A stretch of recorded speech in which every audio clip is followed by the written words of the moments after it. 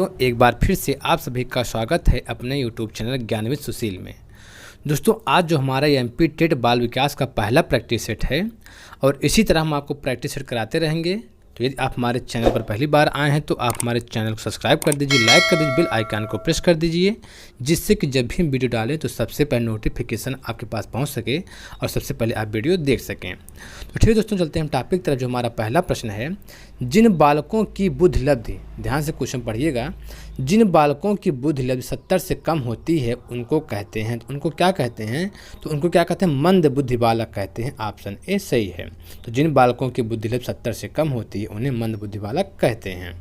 अगला क्वेश्चन देखिए, दूसरा प्रश्न है, किस काल में सुचारू विकास हो जाने से संपूर्ण जीवन में लाभ प्राप्त होता है? तो किस काल में होता है?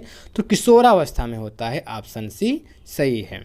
अगला क्वेश्चन देखिए, जो तीसरा प्रश्न है, एक बच्चे की वृद्धि और विकास के अध्ययन की सर्वाधिक अच्छी विधि कौन सी है? तो एक बच्चे की जो वृद्धि और विकास के अध्ययन की सर्वाधिक अच्छी विधि कौन सी है? तो कौन सी है यहाँ पे विकासीय विधि है। ऑप्शन सी सही है।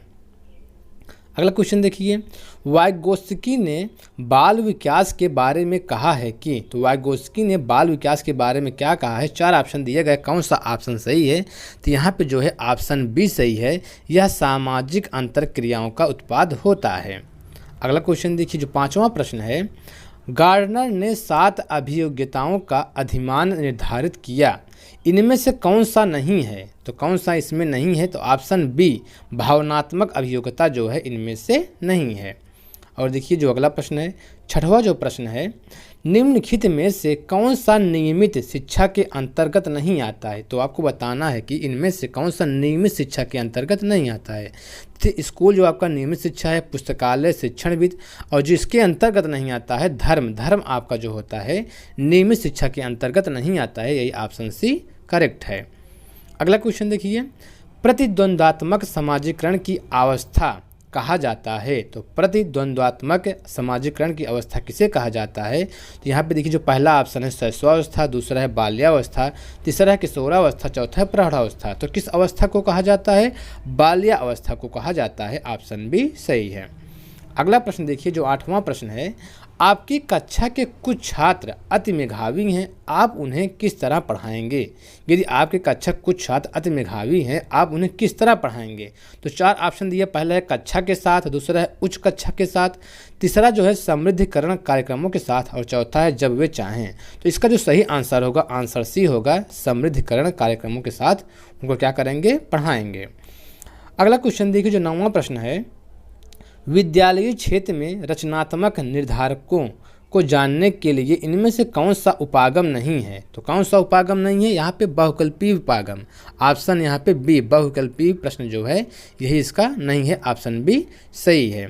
अगला क्वेश्चन देखिए, जो 10वां प्रश्न है, बच्चों के विकास से संबंधित निर्माण एवं खोज का सिद्धांत निम्न में से किसने दिया था? तो निर्माण एवं खोज का जो सिद्धांत है किसने दिया था? जीन पियाजे ने दिया था। ऑप्शन सी सही है। देखिए जीन पियाजे, वाइगोत्स्की, कोहलर, ठीक है, इन सब से जो है क्वेश्चन बहुत पूछा जाता है, इन सब के बारे में आप अच्छे से पढ़िएगा। अगला जो प्रश्न है, बुद्धि एक कार्य करने की एक विधि है, बुद्धि कार्य करने की एक विधि है, यह कथन किसका है? तो यहाँ पे 4 ऑप्शन दिए गए, वुडवर्थ, रास, मन और कोहलर। तो किसका है ये? बुद्धि कार्य करने की एक विधि है, वुडवर्थ का है। ऑप्शन ए सही है। अगला जो प्रश्न है, सहयोगात्मक रणनीति की किस श्रेणी में महिलाएं निम्न से संबंधित नहीं होती हैं? तो किसमें से संबंधित नहीं होती हैं महिलाएं? तो क्रांति से संबंधित नहीं होती हैं। ऑप्शन सी सही है। और देखिए जो अगला प्रश्न है, 13वां प्रश्न, यदि एक बच्चे की मानसिक आयु 5 वर्ष तथा वास्तविक आयु 4 वर्ष है तो उस बच्चे की IQ कितनी होगी? तो उस बच्चे की जो IQ होगी कितनी होगी? तो 125 होगी। ऑप्शन ए सही है। अगला क्वेश्चन देखिए, चिंतन की दृष्टि से किसी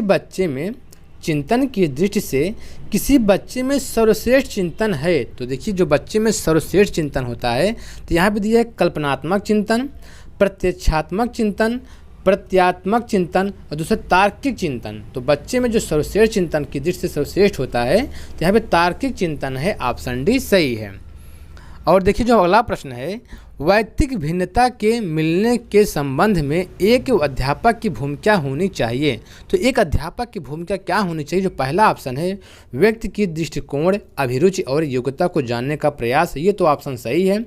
व्यक्ति आधारित पाठ्यक्रमों को उनकी आवश्यकता के अनुसार जानने की कोशिश, ये भी क्या है? सही। तो यहाँ पे ऑप्शन ए बी दोनों सही है, ऑप्शन यहाँ पे सी सही है। और देखिए जो अगला प्रश्न है, 16वां जो प्रश्न है, अधिगम करता हेतु अधिगम का मुख्य आधार होता है। तो अधिगम करता हेतु अधिगम का जो मुख्य आधार होता है क्या होता है? परिपक्वता होता है। यहाँ पे ऑप्शन ए सही है। अगला प्रश्न देखिए, सीखने के वे कौन से कारक हैं जो सीखने को प्रभावित करते हैं? तो ध्यान से पढ़िएगा, सीखने के वे कौन से कारक हैं जो सीखने को प्रभावित करते हैं? तो यहाँ पे जो पहला ऑप्शन है शिक्षण, यहाँ पे शिक्षणार्थी का शारीरिक व मानसिक स्वास्थ्य, ये तो प्रभावित करते हैं, तो सही है। प्रेरणा और उपलब्ध का प्रेरणा स्तर, ये भी क्या है? ये भी जो है सही है। तो उत्सुकता और इच्छा शक्ति, ये भी सही है। यहाँ पे उपरोक्त सभी, ऑप्शन डी सही है। अगला क्वेश्चन देखिए जो 18वां प्रश्न है, CCE में औपचारिक और योग्यात्मक निर्धारण का कुल मूल्य होता है। तो इसका जो ऑप्शन है यहाँ पे क्रमशः दिया है, क्रमशः 40% और 60%, क्रमशः 60%, 40%, क्रमशः 50%, 50%, उपरोक्त में से कोई नहीं।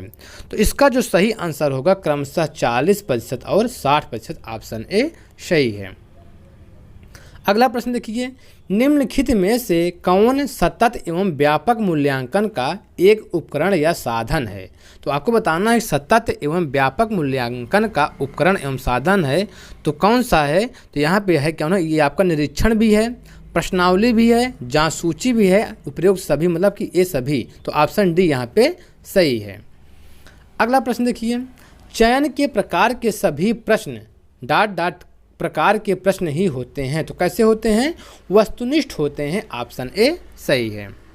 अगला प्रश्न देखिए, विशेष शिक्षा संबंधित है। विशेष शिक्षा संबंधित है तो विशेष शिक्षा किससे संबंधित है? तो यहाँ पे देखिए, मेधावी छात्र के लिए शिक्षा से, कम योग्य छात्रों के लिए शैक्षिक कार्यक्रम से, शिक्षकों के लिए प्रशिक्षण कार्यक्रम से, या पिछड़ी बुद्धि के छात्रों के लिए प्रशिक्षण कार्यक्रम से।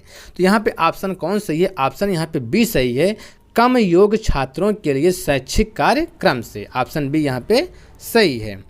अगला प्रश्न, नैदानिक परीक्षा डायग्नोस्टिक टेस्ट का मुख्य उद्देश्य है तो क्या है? तो इसका जो पहला ऑप्शन है, कक्षा में प्रदर्शन के दौरान सामान्यतः कमजोर क्षेत्र में चिन्हित करना। दूसरा जो ऑप्शन है, उपचारात्मक कार्यक्रम की विशेष प्रकृति की आवश्यकता। और जो तीसरा है, अकादमिक कठिनाइयों के कारणों का पता लगाना। देखिए जो चौथा ऑप्शन है, छात्र की कठिनाइयों की विशेष प्रकृति को जानना। तो यहाँ विशेष प्रकृति दिया है, कठिन को जानना, यहाँ पे सही ऑप्शन नहीं होगा। ऑप्शन यहाँ पे सी सही होगा, अकादमिक कठिनाइयों के कारणों का पता लगाना। ठीक है, ऑप्शन यहाँ पे सी सही है। अगला जो प्रश्न है, मानसिक स्वास्थ्य का अर्थ वास्तविकता के धरातल पर वातावरण से पर्याप्त सामंजस्य करने की योग्यता है। यह कथन किसका है? तो यह कथन किसका है? यह कथन जो लाइडेल का है, ऑप्शन डी सही है। अगला जो प्रश्न है, संज्ञानात्मक विकास का अर्थ है। तो संज्ञानात्मक विकास का अर्थ क्या है? तो पहला जो है अभियोग्यता का विकास, दूसरा है बच्चे का विकास, तीसरा है शारीरिक कौशल का विकास, चौथा है व्यक्तिगत विकास। तो संज्ञानात्मक विकास का जो अर्थ है, इसमें जो इसका जो सही ऑप्शन होगा अभियोग्यता का विकास होगा, ऑप्शन ए सही है। और देखिए जो अगला प्रश्न बहुत इंपॉर्टेंट है, ये यदि एक बच्चा 16 को 61 लिखता है तथा 6 को डी के मध्य अंतर नहीं कर पाता हो तो वह किससे ग्रसित है? वह जो है सीखने में क्या है? अक्षम है। वह क्या है? सीखने में अक्षम है। यदि बच्चा 16 को 61 लिखता है तथा 6 को डी के मध्य अंतर नहीं कर पाता तो वह क्या है? सीखने में अक्षम है, ऑप्शन बी सही है। अगला प्रश्न देखिए, सीखने के उद्दीपक अनुक्रिया सिद्धांत के मुख्य प्रतिपादक कौन है? तो यहाँ पे देखिए पहला ऑप्शन थांडाइक है, दूसरा पावलाव है, तीसरा कोहलर है, चौथा स्किनर है।